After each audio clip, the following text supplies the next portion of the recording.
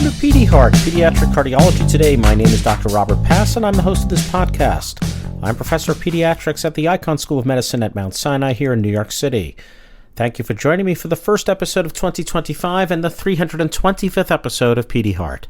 I hope everybody enjoyed last week's episode with noted financial expert Paul Merriman speaking to us about topics related to retirement. For those of you interested in investing and retirement funding, I'd certainly recommend you take a listen to last week's last episode of the year of 2024, episode 324. As I say every week and have for the last 6.5 years, my email is easy to remember. It's pediheart@gmail.com. This week we jump right into science, and the title of the work we'll be reviewing is Cardiovascular Outcomes Associated with Hypoplastic Left Heart Syndrome versus Other Types of Single Right Ventricle, a multicenter study. The first author of this work is Nabil Dib, and the senior author is Paul Carey, and this work comes to us from multiple centers throughout the world. Dr. Carey joins us this week, as well as Dr. Dib, from the Montreal Heart Institute at the University of Montreal in Quebec, Canada. When we're done reviewing this paper, Dr. Kaylee Hopkins, who's Assistant Professor of Pediatrics as well as Assistant Professor of Medicine at the Icahn School of Medicine here in New York City at my own program, has graciously agreed to join us to discuss this week's work. Therefore, let's get straight onto the article and then a conversation with Dr. Hopkins. This week's work starts with the basic comments that in the present era, hypoplastic left heart patients are expected to reach adulthood in about 70% of cases. However, despite this achievement in survival, there is substantial morbidity, including things like atrial arrhythmias, thromboembolic events, or even cardiac transplantation. The purpose of this work was to compare the incidence of these types of events, including death, amongst hypoplastic left heart syndrome patients who have single right ventricles, comparing them to other cases of Fontan patients with a single RV, to see if there are differences between these two subsets of single RV patients who have achieved Fontan circulation. The authors used the so-called TACTIC database, which is a multicenter retrospective cohort study in North America and Canada, in which there are 12 centers total. And there's a database including patients born in July 2011 or earlier with different forms of congenital heart disease. The work was intended to include single RV patients who at least survived a Fontan.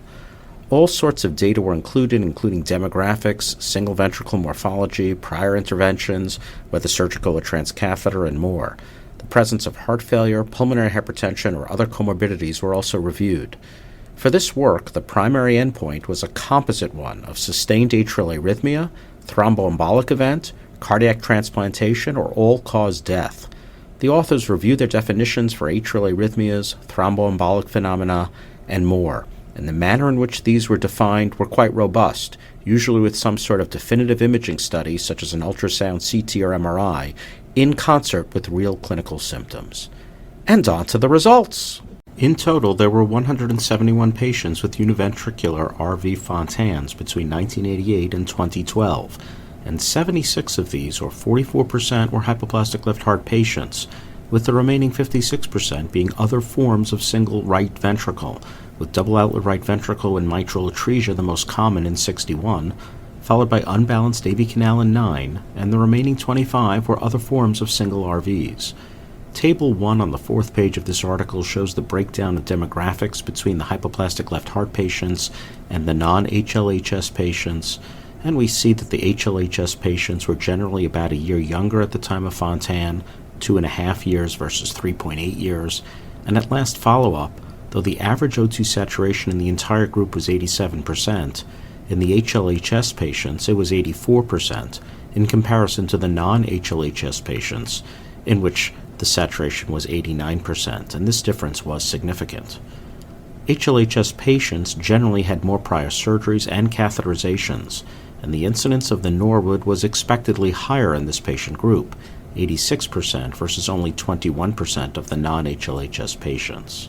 Also, fenestrations were more commonly utilized in the hypoplastic left heart patients, seen in 92% of these patients, versus only 64% in the non-HLHS patients. The type of Fontan, whether lateral tunnel or extracardiac, was similar in both groups. Importantly, the use of antiplatelet or anticoagulation therapy was similar between the two groups, being used in 98.2% of patients. And here is the single most important finding of this work. The incidence of the composite endpoint of atrial arrhythmia, thromboembolic event, cardiac transplantation, or mortality was higher significantly in the HLHS versus non-HLHS patients, with a rate of 7.1 per 100 person years in the HLHS group versus 2.1 in the non-HLHS single RV Fontan patients. Figure 2 shows clearly this difference, with freedom from these bad outcomes on the y-axis and time on the x-axis, and we clearly see that the HLHS and the non-HLHS lines diverge quite drastically, with the cumulative incidence of the composite outcome at 10 and 15 years following Fontan surgery to be 47% and 59% respectively in the hypoplastic left heart cohort in comparison to the non-hypoplastic left heart cohort, in which the incidences were 17.5 and 29% at 10 and 15 years, respectively. In a multivariable analysis, hypoplastic left heart syndrome was independently associated with the composite outcome with a hazard ratio of 6.1. There were 7 deaths in this study period in the entire group, and they were more common in patients with hypoplastic left heart syndrome. 6 of 76 HLHS patients, or nearly 8%, versus 1 of 95 who did not have HLHS, or 1.1%, and this difference was significant. There were also 6 transplants in the time period, and 4 of the 6 were hypoplastic left heart patients. This came out to a cumulative rate of transplant or death at 10 and 15 years after Fontan to be 7.4 and 11.7% respectively, with the incidence rate higher in the HLHS versus non-HLHS patients, with a rate of 1.5 per 100 patient years in the hypoplastic left heart patients versus 0.3 in the non-hypoplast patients, for a hazard ratio of 6.8. In regards to atrial arrhythmias, these two were more common in the HLHS patient, with 2.6 per 100 person years versus 1.1 in the non-hypoplastic left heart patients, and multivariable analysis demonstrated that HLHS had an enhanced risk for atrial arrhythmias with a hazard ratio of 4.3. Finally, in regards to thromboembolic complications, there were 18 such events, with 12 being systemic and 6 venous, for a cumulative rate at 10 and 15 years of 14.5% and 21% respectively. As with the other serious complications we've reviewed, the rate was higher for the hypoplastic left heart patient versus non-hypoplastic left heart patient, with a rate of 2.1 per 100 person years in the HLHS group and 0.6 in the non-HLHS group. These events also occurred earlier in the hypoplastic left heart patients, with a median age of 8.5 at the time of their occurrence, versus 28 in the non-HLHS group. In their discussion, the authors state, and I quote, "The study revealed that hypoplastic left heart syndrome was associated with a substantially higher risk of adverse cardiovascular events, such as atrial arrhythmia, thromboembolic complications, cardiac transplantation, or death." The authors then review the 3 major adverse event categories in this study and briefly comment on each. They start with the higher rate of cardiac transplantation and death and explain how this higher rate in hypoplastic left heart patients is clearly worrisome in regards to ultimate transplant accessibility, and highlights how novel therapies for Fontan circulatory failure are so critically needed. They then touch on atrial arrhythmias and explain that though the rates of atrial arrhythmias have fallen substantially since adoption of extracardiac connections and abandonment of the atriopulmonary Fontan, arrhythmias of the atrium are still a major issue that affect about 25% of all HLHS patients by 15 years following the Fontan. They try to suggest a few reasons for enhanced atrial arrhythmias in the HLHS patient and wonder if it may be the greater number of surgeries, the resection of the atrial septal tissue, and also wonder if there is an issue with myocardial perfusion that is impaired in the hypoplastic left heart patient and how this may contribute to arrhythmias. They then discuss thromboembolism and the fact that it is also more common in the hypoplastic left heart patient. They wonder if atrial arrhythmias may be at fault, despite not seeming to show this in this particular study. But basically, they say that this is a major issue and highlights why determining the optimal anticoagulation in this patient group is so very important. In regards to limitations, the authors point to the observational and retrospective nature of this work and the many different confounders, as well as missing data from patient charts and the absence of a standardized practice pattern. They also mention that the study only included patients who actually survived to Fontan, and that this was a major confounder. And so they conclude, This North American multicenter study revealed that among patients with univentricular right ventricle and total cavopulmonary connection Fontan palliation, hypoplastic left heart syndrome is associated with a significantly amplified risk of adverse cardiovascular events, namely atrial arrhythmias, thromboembolic events, cardiac transplantation, or death. The findings underline the important need for targeted interventions and focused research to address the complex changes associated with this growing and aging high-risk patient cohort. Well, this is a very interesting work to start off the new year. It certainly seems that having hypoplastic left heart syndrome is no joke in adolescence or adulthood, even beyond usual Fontan concerns. By almost every measure in this work, these patients did the worst, with the highest levels of morbidity and mortality, highlighting to me the critical need for more research in how to best care for Fontan patients to mitigate these bad outcomes. I think one clear area for improvement is in the arena of anticoagulation, where I have found that many single ventricle patients are averse to converting from aspirin to anything else. I think that this is likely based on a lack of understanding of the potentially dangerous consequences of thromboembolism in this patient group, and I would be hopeful that this type of work will amplify our understanding of this and our ability to convince our patients of the need to potentially change from simple aspirin. However, it's important to note that we actually don't know that going beyond aspirin is definitively better, and so more research is clearly needed.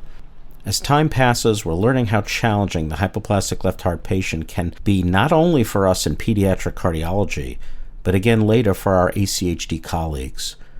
Though there's much to do, having these data is a good step in better highlighting the risks so that we can focus now more on solutions.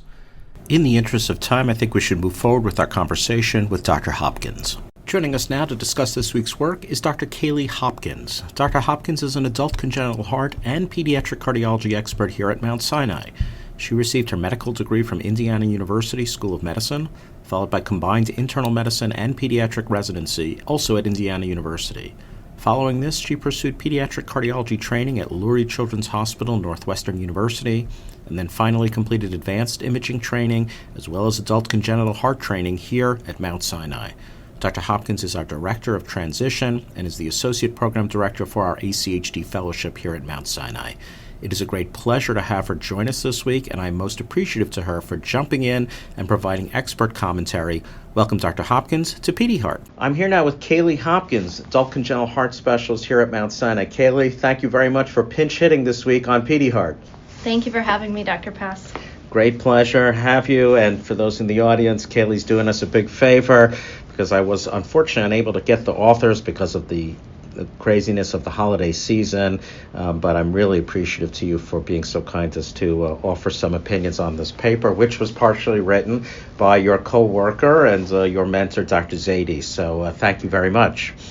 So Kaylee, as I was reading this paper, I was thinking, as a non-adult congenital doctor, if you as an adult congenital doctor were going to offer an opinion, I was wondering why you thought that these outcomes seem to be so much worse for the hypoplastic left heart patient in comparison to the other systemic RV patients who are also Fontan palliated, like a double outlet right ventricle with mitral atresia. Any thoughts on why the true, real hypoplast patients seem to do worse?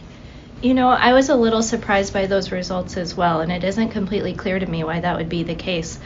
I would imagine it's multifactorial, probably due to the number of procedures, especially the atrial incisions, which leads to an increased risk of atrial arrhythmias.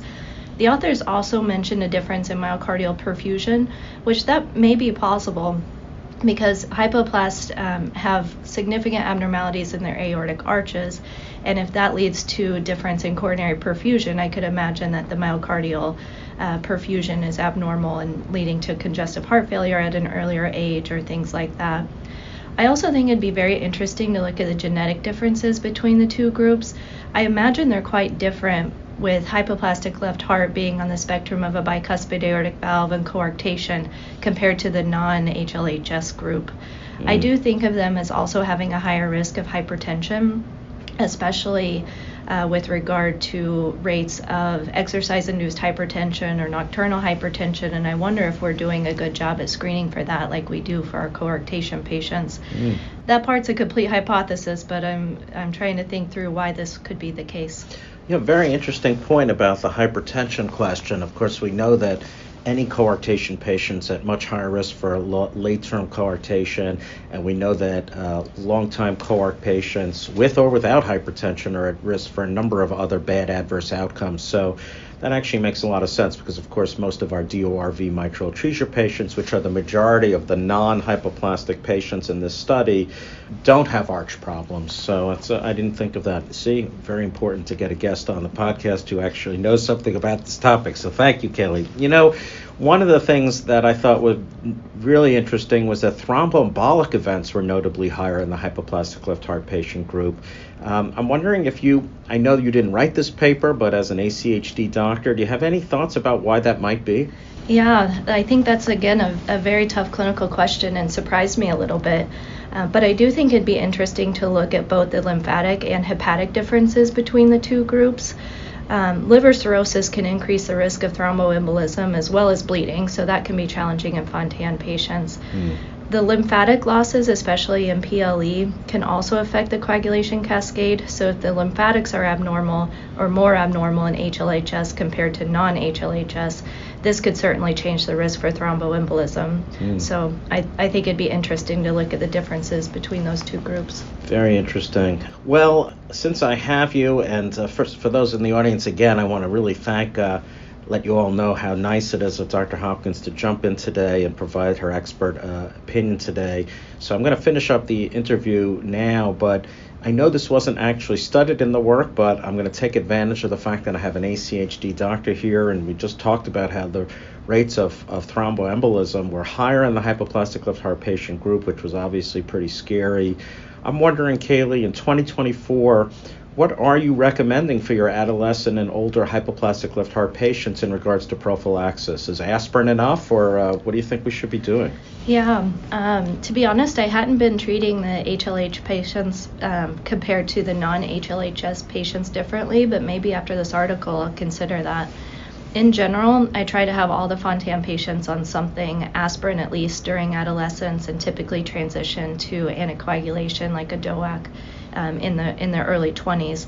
Depends, of course, on their individual risk. Atrial arrhythmias, bleeding risk. I had a patient not too long ago with a GI bleed. Their liver status, pregnancy considerations. So it is fairly individualized, but in general, I try to get them on full anticoagulation in their early 20s. Yeah, very wise recommendation, and I think particularly in light of this paper that you and I have read this week. Well, Kaylee, thank you very much for providing us with some expert opinion today. It's a great pleasure to have you. Thank you, Dr. Pass, and Happy New Year. Thank you. Well, I think you'll agree that Kaylee provided us with a number of interesting ideas to potentially explain the causes of the worse outcomes that we observed in this week's work. I thought her comments about the role of arch obstruction to be especially important and of interest, given what we know about the ACHD patient who had a coarctation repair earlier in life.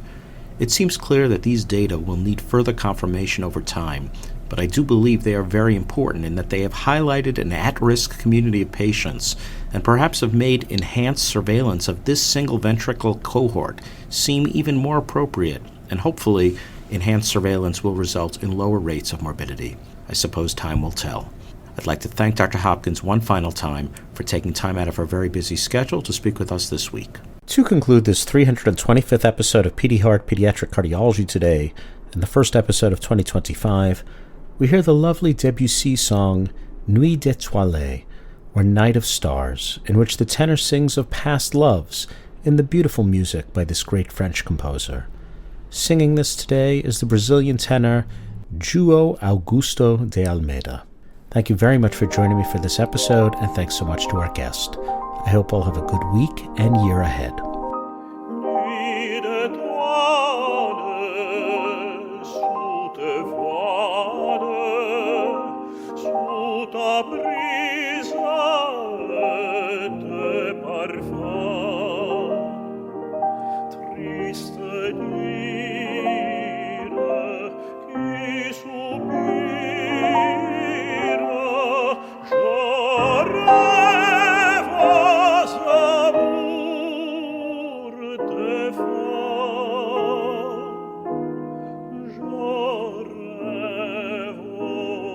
Amour de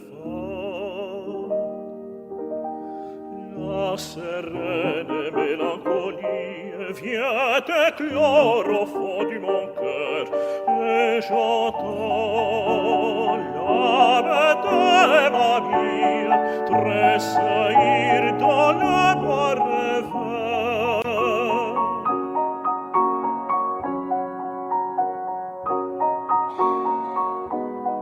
Nuit d'étoiles sous tes voiles, sous ta brise, tes parfums, triste lyre qui soupire, je rêve aux amours des femmes, je rêve aux amours des femmes. Je revois à notre fontaine tes regards bleus comme les cieux, cette rose, c'est ton haleine, et ces étoiles